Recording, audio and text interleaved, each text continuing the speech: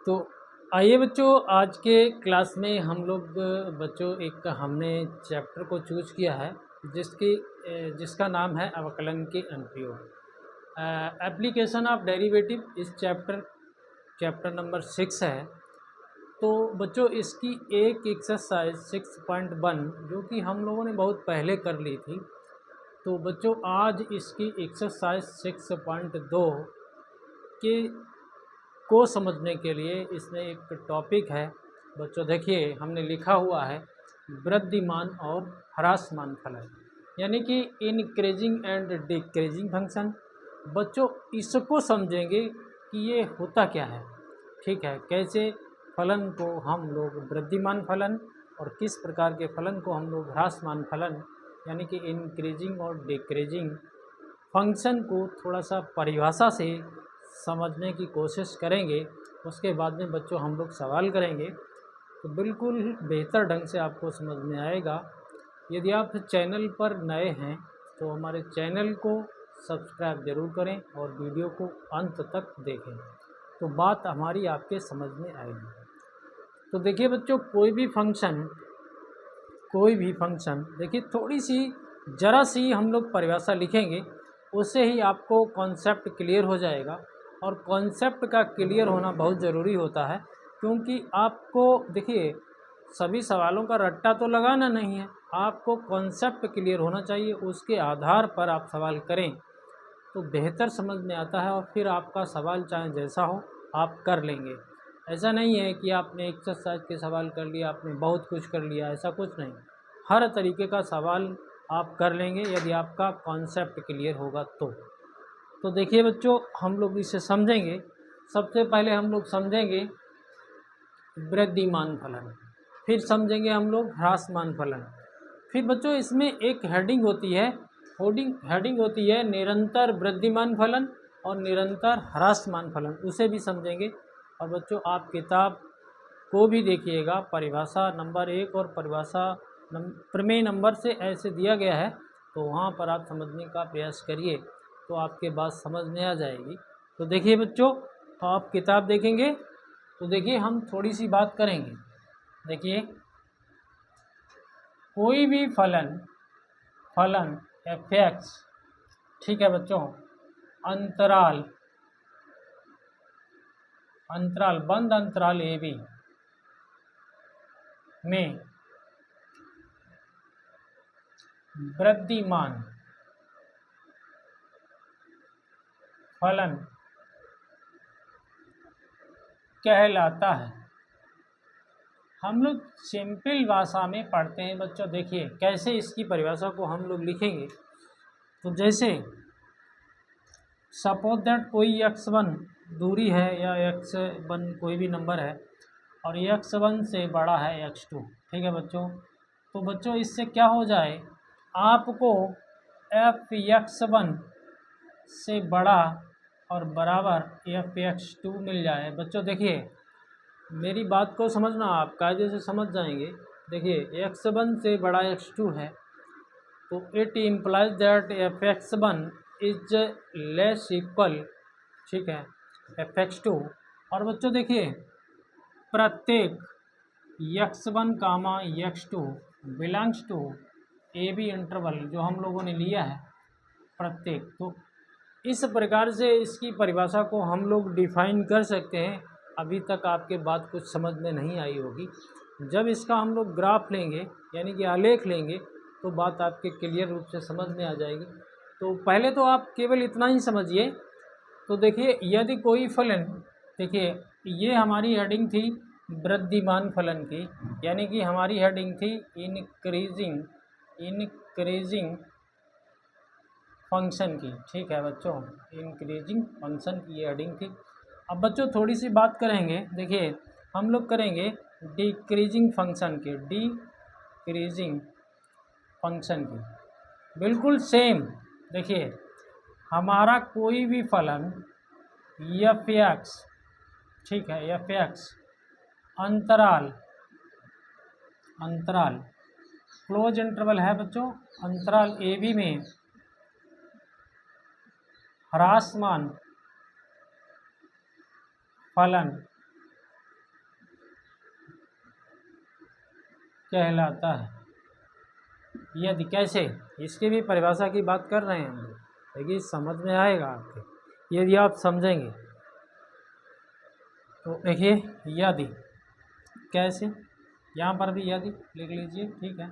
यदि x1 से बड़ा है x2, ठीक है, तो बच्चों बिल्कुल सेम यफ x1, ठीक है बच्चों, यफ x1 बड़ा या बराबर हो जाए यफ x2 के, और बच्चों समस्त x1 comma x2 belongs to close interval A B. अभी तक आपके कुछ समझ में नहीं आया होगा, बस हमने लिखा है, अब हम समझाने का प्रयास कर रहे हैं, आप समझेंगे तो समझ में आएगा। तो देखिए बच्चों, इसको हम लोग आलेख से समझ सकते हैं। और बच्चों देखिए इसकी बात करें तो देखिए हम लोग थोड़ा सा समझेंगे। जैसे हमने यहाँ पर ये x अक्ष है, और बच्चों ये आपका पता है y अक्ष होता है, ठीक है।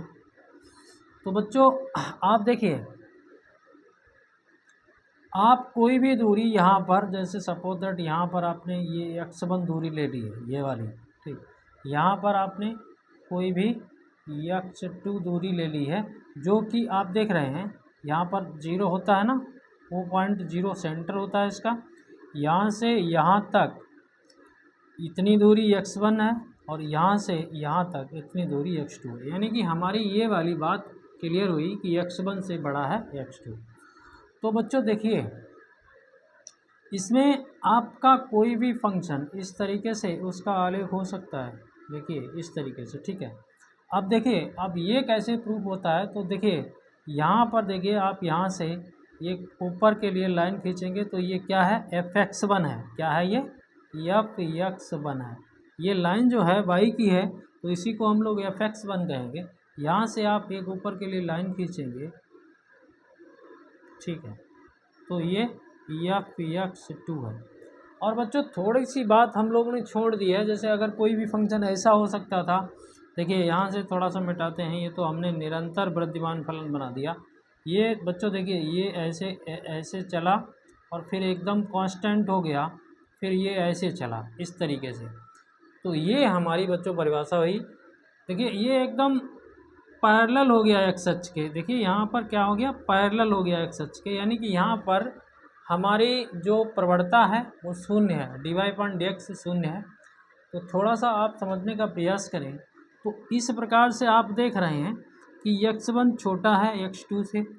और देखिए अब यहाँ देखिए fx1 ये है, ठीक है, fx1 ये है और fx2 ये है। तो देखिए बच्चों, fx1 से fx2 बड़ा है, और कभी कभी कंडीशन आपकी इक्वल वाली भी हो जाएगी, देखिए कोई समस्या नहीं, इक्वल वाली भी कंडीशन हो जाएगी। तो इसीलिए हमने यहाँ पर इस लाइन को एकदम इसके इस एक्स अक्ष के पैरेलल बनाया है। तो इस प्रकार से इसे समझिए। तो कोई भी, जैसे आपका कोई भी फंक्शन है, ऐसा कोई भी ग्राफ हो सकता है। तो देखिए ये देखिए, इधर से अब यहाँ से यहाँ तक इसमें वृद्धि हुई है, फिर यहाँ पर ये कांस्टेंट हो गया, फिर यहाँ से यहाँ तक देखिए इस ग्राफ में वृद्धि हुई है, ये ऊपर की ओर चल रहा है, ठीक है। तो ऐसे आपको, ऐसे फलन के आलेख को हम लोग वृद्धिमान फलन कहेंगे, ठीक है बच्चों। अगर हम इसकी बात करें तो बिल्कुल सेम प्रक्रिया में देखिए, आपका सपोज दैट यहाँ पर आपका कहना चाहिए, ये देखिए यहाँ पर आप x1 कर लेते हैं, तो x1 इतनी दूरी है, और x2 इसको कर देते हैं, ठीक है। और कोई भी फंक्शन आपका देखिए इस तरीके से भी जा सकता है, यहाँ से चला, ठीक है, यहाँ चला, फिर ऐसे कांस्टेंट हो गया, फिर इधर के लिए चल दिया, ठीक है। तो देखिए बच्चों, यहाँ पर आप इस दूरी को जब लेंगे तो ये fx1 है, क्या है, fx1 है, और यहाँ से इस दूरी को लेंगे तो ये fx2 है। तो हम लोगों ने देखिए क्या किया, हम लोगों ने x1 से बड़ा x2 लिया है, ये तो बात यहाँ पर क्लियर है। अब देखिए fx1, ये fx1, ये जो दूरी है y वाली, ये हमारी ज़्यादा है इससे, तो यानी कि ये वाली परिभाषा हमारी फुलफिल हो रही है। और ये कांस्टेंट भी हो सकता है, ऐसा भी फलन होगा। तो देखिए बच्चों, ये बात आपके समझ में आई होगी थोड़ी बहुत। यदि नहीं आई है तो आप कमेंट करेंगे तो हम आपको पुनः समझाएंगे, ठीक है। ये एक्स वाई अच्छा है, ठीक है। थोड़ा सा ग्राफ से समझने का प्रयास करिए। अब देखिए बच्चों, एक पॉइंट और होता है इसमें होता क्या है, देखिए इसमें ये फंक्शन हम लोगों ने इंक्रीजिंग एंड डिक्रीजिंग फंक्शन की बात की है।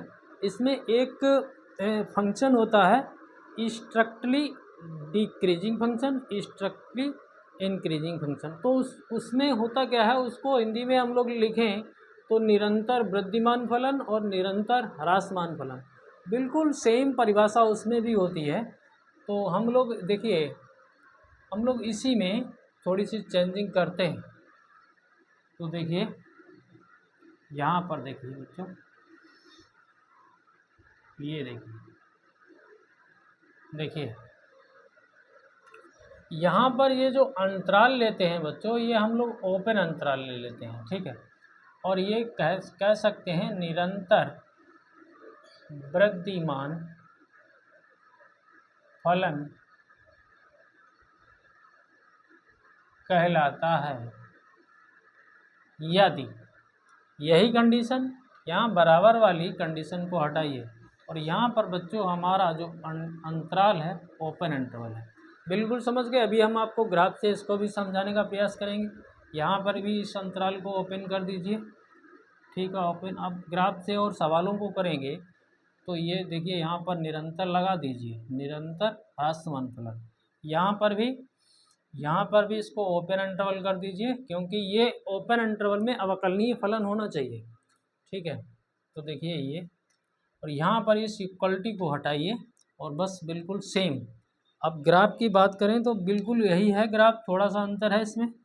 तो देखिए यहाँ पर हम मिटा के आपको समझाने का प्रयास कर रहे हैं, क्योंकि ज़्यादा लंबा वीडियो ना हो जाए, नहीं तो आप सवाल करेंगे नहीं, देखेंगे नहीं वीडियो। तो देखिए ऐसा एकदम ग्राफ जो सीधा सीधा एकदम कहीं भी कांस्टेंट ना हो, ब्रेक ना हो, एकदम सीधा निरंतर वृद्धिमान फलन, ऐसा ग्राफ, ठीक है। ये f(x1) है, ठीक है, ये f(x2) है, ऐसा, ठीक है बच्चों। ये ऐसा फलन का ग्राफ जो है हमारा निरंतर वृद्धिमान फलन कहलाएगा। इसमें देखिए थोड़ा सा इधर कर दीजिए, ऐसा देखिए, ये देखिए f(x1) है, ठीक है, और ये f(x2) है। तो इस प्रकार के फलन को हम लोग स्ट्रक्टली डिक्रीजिंग फंक्शन कहेंगे। और बच्चों एक परिभाषा और होती है, देखिए बच्चों, कभी कभी ऐसा हो जाता है कोई भी ग्राफ का आलेख ऐसा हो सकता है बच्चों, देखिए इन्हें तो हटा ही लेते हैं, ये तो आपने समझ ही लिया होगा, ज़्यादा विस्तार से हमने आपको नहीं बताया है, ठीक है। तो विस्तार वाली बात भी करेंगे, सवालों में करेंगे। देखिए बच्चों, कभी कभी बच्चों आपको ऐसा भी कोई ग्राफ हो सकता है बिल्कुल इस प्रकार से, तो ये एक अचर फलन होता है, ठीक है बच्चों, ये एक अचर फलन होता है। तो हम लोग इसको f(x) सीधी इसको 0 लिख सकते हैं, या भैया f(x) बराबर कांस्टेंट लिख सकते हैं। बिल्कुल x1 और x2 लेंगे हम लोग, यहाँ पर इंटरवल लेंगे। तो अच्छा बच्चों, एक बात और होती है यहाँ पर हम लोगों को सिखाया गया है, तो उसकी भी बात करते हैं। तो देखिए कोई भी फलन हमारा, कोई भी फलन ए बी इंटरवल यानी कि ओपन इंटरवल ले रहे हैं, ए बी इंटरवल में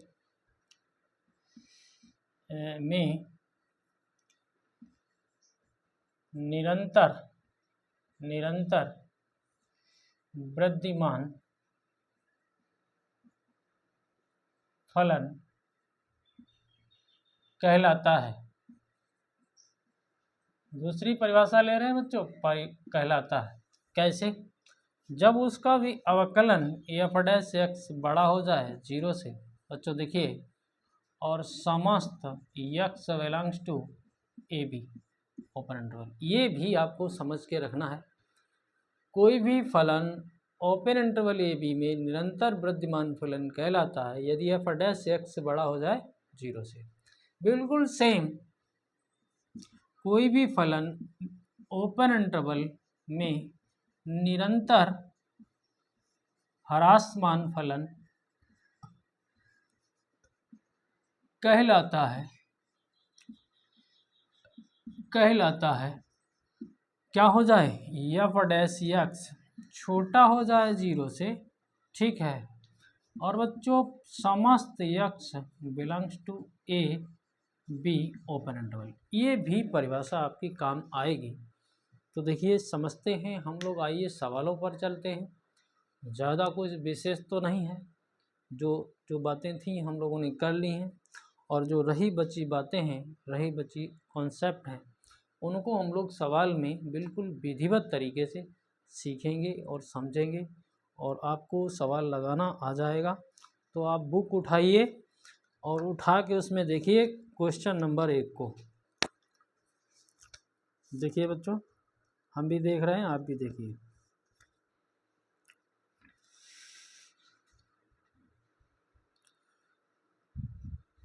ठीक है बच्चों, देख रहे हो कि ऐसे ही? देखिए बच्चों, आपका क्वेश्चन नंबर 1 जो है, सिद्ध कीजिए कि आर पर क्या लिखा गया है, आर पर एफ डैश एक्स बराबर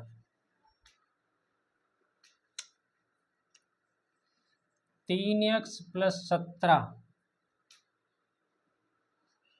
से प्रदत्त फलन वर्धमान फलन है, से प्रदत्त फलन वर्धमान फलन है, ये आपको करना है।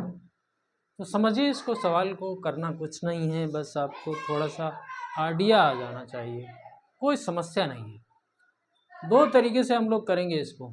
सपोज दैट x1 से बड़ा x2 है, ठीक है, हमने यहाँ पर इसको मान लिया है, ठीक है, माना। अब बच्चों देखिए, अब क्या करोगे, देखिए मेरी बात समझिए, थोड़ा सा लंबा लिखते हैं। x1 से बड़ा x2 है, ठीक है बच्चों। अगर हम देखिए, हम इसको बनाने की कोशिश कर रहे हैं, हम लोग अगर देखिए 3 का मल्टीप्लाई दोनों तरफ कर दें तो इसके ये इस इनक्वालिटी, मतलब जो ये छोटा बड़ा का ये जो हमारा साइन है, इस पर कोई फर्क नहीं पड़ने वाला, ठीक है। अब देखिए, ठीक है, और ये x1 कामा x2 हम जो ले रहे हैं बिलोंग्स टू रियल नंबर से ले रहे हैं। तो बच्चों अगर हम लोग देखिए, हम लोग यहाँ देखिए, हम लोग अगर इसमें दोनों तरफ से 17 जोड़ दें तो इधर से 3x1 + 17 हो जाएगा, इस पर कोई फर्क नहीं पड़ेगा। 3x2 प्लस इधर भी 17 हो जाएगा। तो बच्चों देखिए, हम लोग अगर चाहें तो इसको f(x1) लिख सकते हैं, और बच्चों इसको हम लोग f(x2) लिख सकते हैं। तो बच्चों देखिए, हमने लोगों ने ये लेके आपको ये निकाल दिया, और यही हमारी परिभाषा थी, हम लोगों की परिभाषा थी x1 से बड़ा हो x2, तो it is implies that f(x1) से बड़ा f(x2) आ जाएगा। तो हम लोग कह सकते हैं कि हमारा जो फलन है वो R पर वर्धमान फलन है, ठीक है, वर्धमान फलन है। एक तो तरीका बच्चों ये है, आपके कुछ तो समझ में आया होगा, यदि नहीं भी आया होगा तो भी कोई प्रॉब्लम नहीं, अगला तरीका आपको बिल्कुल 100% आ ही जाएगा। तो देखिए, तो ये तो बात आपके बिल्कुल एकदम दिमाग में घुस गई होगी। आपको 2 नंबर लेने हैं, और बिल्कुल आपको यही फंक्शन जो है इसको बनाने की कोशिश करनी है। फिर आपको देखिए ये दिखाना है f(x1) से बड़ा f(x2) है, तो बिल्कुल आपके समझ में आएगा यदि आप समझेंगे तो।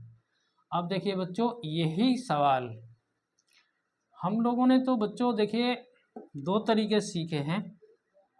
हम लोगों ने अभी अभी सीखा है कि यदि हमारा f(x) बड़ा आ जाए 0 से, ठीक है, तो भी हमारा फलन क्या होता है, वर्धमान फलन होता है। ये आपने सीखा है। तो बिल्कुल आपको कुछ नहीं करना, इसका अवकलन कर दीजिए, एफ डैश एक्स निकाल दीजिए। तो इधर से कितना आ जाएगा, 3 आ जाएगा और उसका 17 का 0 हो जाएगा।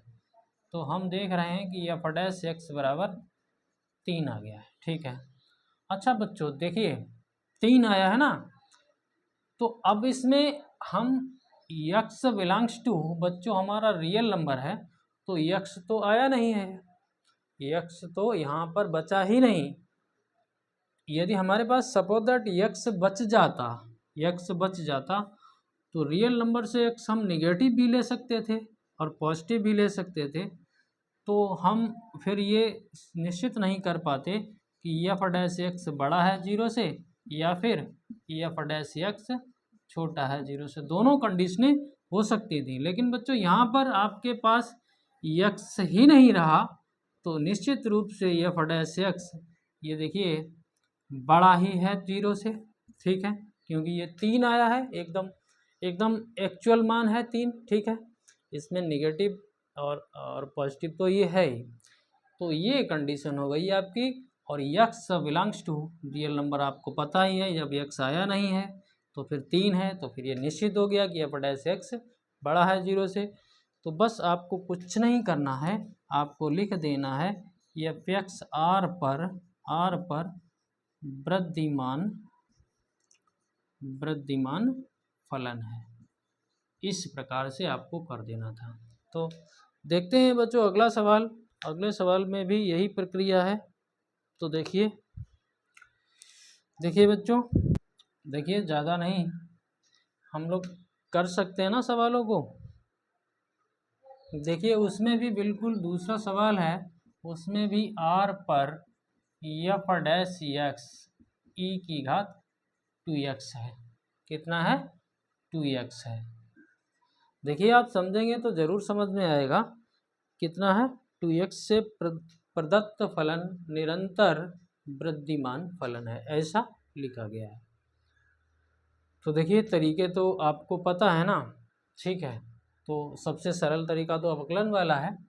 तो यहाँ पर अवकलन कर दीजिए, एफ डैश एक्स कितना आ जाएगा, ई की घात 2x इंटू 2। ठीक है बच्चों, तो अब आपको समझना है कि ये एफ डैश एक्स ये आ गया है 2 इंटू ई की घात 2x। ठीक है, अब आपको ये निश्चित करना है कि ये पॉजिटिव है या निगेटिव है। और यहाँ पर बच्चों आपका x जो है वो बिलोंग्स कर रहा है रियल नंबर को, और रियल नंबर में बच्चों निगेटिव पॉजिटिव सभी मान है। तो अब आप देखिए अगर हम लोग 2 इंटू ई की घात 2x, x की जगह सपोज दैट कोई निगेटिव मान ले लेते हैं, सपोज दैट कोई निगेटिव मान ले लेते हैं, तो कहीं ना कहीं हम चलिए -2 ही ले लें हैं, तो ई की घात 2 इंटू -2 हो जाएगा, जो कि बच्चों देखिए ई की घात -4 हो जाएगा। तो इसको हम लोग लिख सकते हैं ई की घात 4। ठीक है, बटे में ले जा सकते हैं। तो ये 1 ई की घात 4, और ई का मान आपको पता है 2 पॉइंट कुछ होता है लगभग में, लेकिन फिर भी कुल मिला के आपका डी का मान तो होता है, उस पर 4 पावर लगी हैं और बटे में है। तो ये टोटल मान जो है निगेटिव तो नहीं हो सकता, निगेटिव तो नहीं हो सकता, ये निश्चित हो गया है x बिलोंग्स टू r। तो इस आधार पर हम लोग कह सकते हैं कि एफ डैश एक्स बड़ा है 0 से, इसलिए हमारा फलन r पर ये एक निरंतर वृद्धिमान फलन है। बिल्कुल आपके समझ में आई होगी बात। तो देखिए अब बच्चों इसमें एक एग्जाम्पल है, और भी बहुत से सवाल हैं, तो ज़्यादा लंबा वीडियो ना बना के हम लोग इन 2 सवालों को ही आज समझते हैं, और इसके बारे में हम लोगों ने समझा है। तो अब जो है हम लोग इसके आगे के सवालों को अगले क्लास में करेंगे। और बच्चों आपके यदि समझ में आया हो तो चैनल को सब्सक्राइब जरूर करें, बेल आइकन को प्रेस करें, ऑल पर सेट करें, दोस्तों में शेयर करें, और बच्चों वीडियो को अंत तक जरूर देखें। आप लोगों का बहुत बहुत धन्यवाद। जय हिंद, जय भारत।